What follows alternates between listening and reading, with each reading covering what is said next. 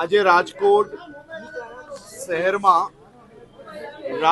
શહેરના 64 જેટલા અરજદારોને રૂબરૂ સાંભળીને વિવિધ પોલીસ સ્ટેશનોમાં જે કામગીરી છે, ખાસ કરીને અનેક કેસો ડીસીપી લેવલે, એસીપી લેવલે અને કમિશનરશ્રીએ જે વિવિધ જગ્યા પર આવનારા દિવસોમાં એમને જ્યાંથી મદદ થઈ શકે એવા અલગ અલગ પોલીસ સ્ટેશનોમાં આ કામગીરી સોંપવામાં આવી છે.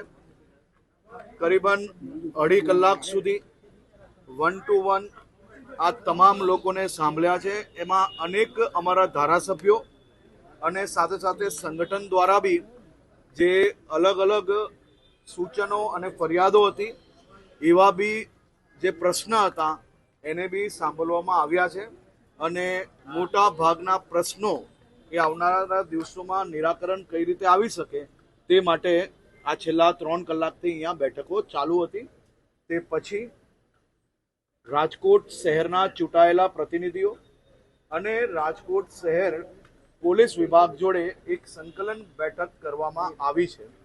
આ બેઠકમાં સૌથી મહત્વનો મુદ્દો એટલે કે ટ્રાફિકના મુદ્દા પર બી ચર્ચા કરવામાં આવી છે. ટ્રાફિકના મુદ્દા માટે ખાસ કરીને મહાનગરપાલિકા, પોલીસ અને બધા જ વિભાગ સાથે મળીને પ્રજાના જે વિષયો છે એનો નિકાલ કઈ રીતે નિકાલી શકાય તે માટે નિરંતર બેઠકો સંયુક્ત ઉપક્રમે આવનારા દિવસોમાં કરવામાં આવશે, જેમાં ચૂંટાયેલા પ્રતિનિધિઓ દ્વારા પોતપોતાના વિસ્તારમાં આ પ્રશ્નના નિકાલ માટેના સૂચનો કરવામાં આવ્યા છે.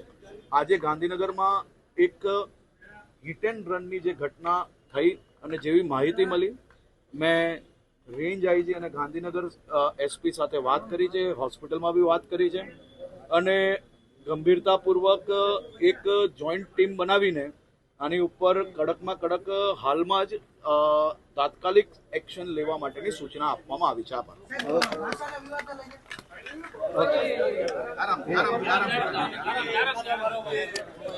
કેમ પડી જાય છે મહિલા?